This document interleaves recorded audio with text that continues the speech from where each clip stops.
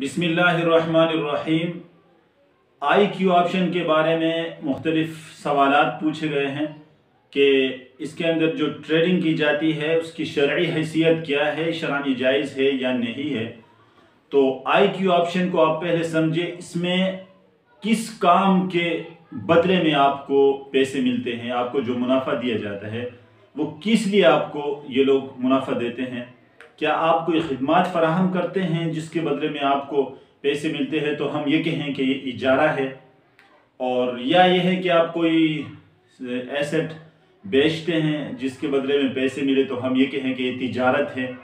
तो आपको ये समझना है कि IQ ऑप्शन में सबसे पहले आप इसमें जब ऐप अपलोड करते हैं, इसके बाद आप अपने अकाउंट इसके अंदर खोलना होता है, फिर उसके अंदर आप पैसे डिपॉजिट करते हैं। इसके बाद आप इसके अंदर जाकर ट्रेडिंग करनी होती है। जब आप ट्रेडिंग करने के लिए उसके अंदर दाखिल होते हैं तो उसमें आपके पास मुख्तलिफ ऑप्शन होते हैं। डिजिटल ट्रेडिंग है और इसी तरह फॉरेक्स ट्रेडिंग है, स्टॉक ट्रेडिंग है, और इस तरह मुख्तलिफ जो ट्रेडिंग है कि डिजिटल में यह होता है कि कोई लिमिट उसकी नहीं होती कि आप जो है ना $1 पे करें, 2 पे करें। करना आपने पेशन गोई है, किसी चीज़ के बारे में अपनी पेशन गोई करनी है, इसकी कीमत बढ़ेगी या कम होगी। और डिजिटल में तो $1, $2, $3 जो आपकी मर्ज़ी है उस हिसाब से करेंगे। और फॉरेक्स में तो मखसूस लिमिट है, उसके मुताबिक मिसाल के तौर पर अगर $50 है या $100 है, उसको अपने उसके मुताबिक करना है। फिर ये $100 उसके आपके बिल्कुल ख़त्म हो जाएंगे या $100 आपके पास आएंगे।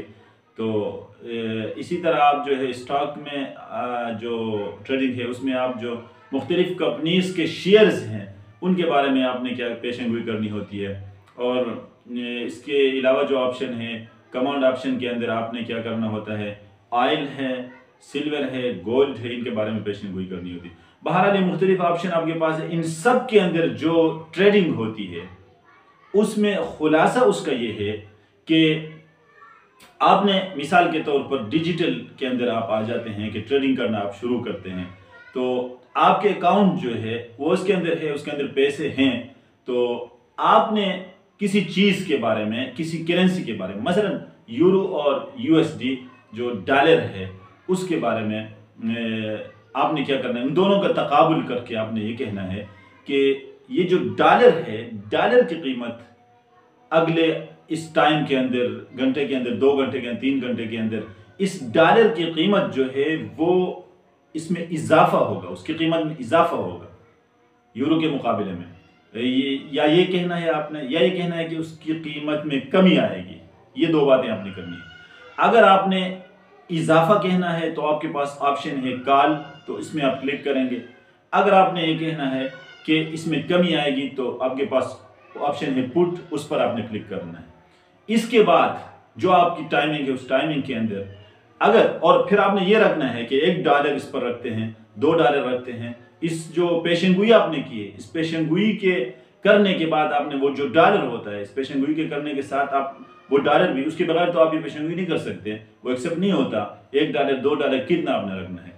तो इसके बाद आप जब आपकी पेशन गोई सही साबित होती है, आपने कहा था उसमें इजाफा होगा और वाकई इजाफा हुआ उस लिमिटेड टाइम के अंदर, तो फिर आपको जो $1 आपने रखा था, $1 आपको मिल जाएगा। अगर आपकी पेशन गोई गलत हो गई तो फिर आपके अकाउंट से $1 काटा जाएगा, लॉस होगा आपका। तो इस तरह जो है ये अमल है, इस अमल के जरिए पैसे कमाया जाता है। तो ये तो जुआ है। इसकी वाज़ह मिसाल ये है कि हम ऑफलाइन यहाँ बैठे, मैं एक और बंदे के साथ बैठता हूँ, मैं उनसे ये कहता हूँ कि पाकिस्तानी करेंसी इंडियन करेंसी के मुकाबले में अगले 1 घंटे के अंदर पाकिस्तानी करेंसी की कीमत में इजाफा होगा। जब मैंने ये कहा तो सामने वाले के लिए एक ही ऑप्शन रह गया कि नहीं, उसमें कमी आएगी। मैंने कहा पाकिस्तानी करेंसी की कीमत में इजाफा होगा, उसने कहा नहीं, उसकी कीमत में कमी आएगी। जब मैंने एक ऑप्शन लिया, दूसरा ऑप्शन ऑलरेडी उसका हो गया। और फिर हमने उसके लिए पैसे रखे। कितने पैसे? ₹100, ₹500, ₹200 हमने रखा। इसके बाद मेरे कहने के मुताबिक जब पाकिस्तानी करेंसी के अंदर इजाफा होता है तो मैं अपने दोस्त से 500 रखा था तो 500, 100 रखा था तो 100 मैं लेता हूँ। अगर मेरे पेशन की गलत होती है, पाकिस्तानी करेंसी की قیمت میں کمی آتی ہے تو میں اس کو 500 یا 200 جو ہم نے رکھا تھا متعین کے تو وہ دیتا ہوں. تو یہ تو جوا ہے، یہ تو صاف طور پر جوا ہے. اور جوا کا حرام ہونا تو قرآن نص سے ثابت ہے. انما الخمر والمیسر والانصاب والازلام رجس من عمل الشیطان، اللہ فرماتے ہیں اس کے اندر میسر جو ہے وہ جوا کو کہتے ہیں. میسر یسر سے نکلا ہے آسانی، بڑی آسانی کے ساتھ آپ پیسے کماتے ہیں، بڑی آسانی کے ساتھ 1 سے 2، 2 سے 4، 4 سے 8 کر کے آپ پیسے بڑھاتے رہتے ہیں.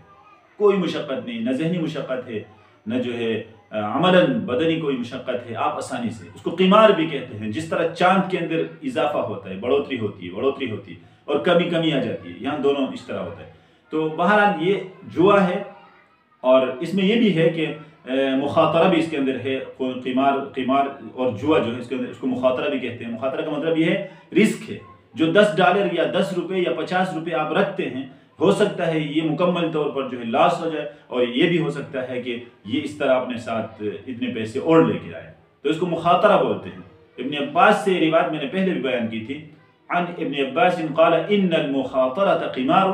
یہ جو مخاطرہ ہوتا ہے جہاں آپ کے پیسے رسکی ہو، جہاں آپ کے پیسے لاس ہونے کا بھی خطرہ ہو، اور جہاں آپ کے پیسے کا مکمل نقصان ہونے کا خطرہ ہو، یا اپنے ساتھ مکمل اور بھی لے آنے کا امکان ہو، یہ مخاطرہ کہلاتا ہے، یہ قمار ہے. وَإِنَّ أَهْلَ الْجَاهِلِيَّةِ كَانُوا يُخَاطِرُونَ عَلَى الزَّوْجَةِ عَلَى الْمَالِ وَالزَّوْجَةِ. جاہلیت والے تو اپنے مال کو رکھ کر، اپنی بیویوں کو رکھ کر یہ مخاطرہ کرتے تھے. ان کو بیویوں کو لاس کرتے تھے، بیویوں کو نقصان ہوتا ہے، بیوی دوسروں کے پاس چلے جاتے تھے، مال دوسروں کے پاس چلے جاتے تھے. وَكَانَ ذَلِكَ مُبَاحًا إِلَىٰ أَنْ وَرَدَ تَحْرِيمُهُ. احکام القرآن جساس کے اندر یہ لکھا ہے کہ یہ اس زمانے میں مباح تھا، لوگ کرتے تھے، یہاں تک کہ شریعت میں اس کی حرمت آ گئی، یہ حرام ہے، بالکل ناجائز ہے. تو آپ IQ آپشن کے اندر کسی بھی طریقے سے ٹریڈنگ کرنے سے گریز کریں.